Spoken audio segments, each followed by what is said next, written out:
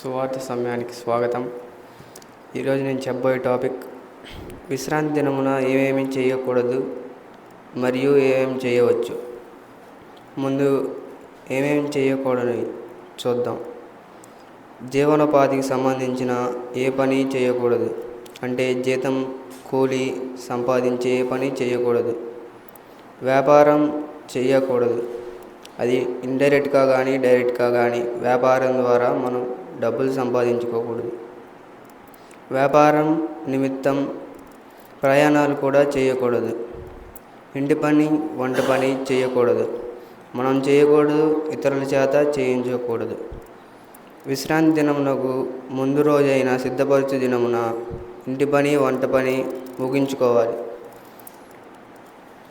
మన సొంత కార్యక్రమాలు విశ్రాంతి దినమున పర్సనల్ పనులు చేయుటకు విశ్రాంతి దినమును వాడుకోకూడదు.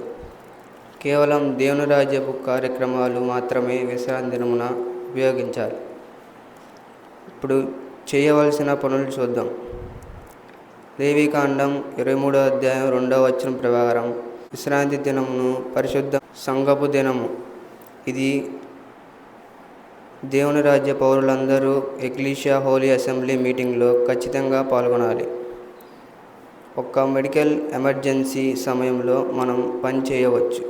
ఆరోగ్య సమస్యలో ఎవరికైనా మన అవసరం ఉంటే తప్పకుండా సహాయం చేయాలి. విశ్రాంతి దినమున డాక్టర్లు, పోలీసులు అత్యవసర సేవలు చేస్తే అయితే దానికి మనం జీతం తీసుకోకూడదు. విశ్రాంతి దినమున అందరూ శ్రద్ధగా సిద్ధపడి ఉండాలి, ఎందుకంటే ఇది దేవుని నియమించిన ఆజ్ఞ. దీనిని పవిత్రముగా ఆచరించు వారందరినీ దేవుడు ఉన్నతిగా ఆశీర్వదిస్తాడు. Thank you. చక్కని చిన్న సందేశాన్ని అందించిన నామా ప్రవీణ్ కుమార్ని ప్రభు బహుగా దీవించి ఆశీర్వదించునుగాక.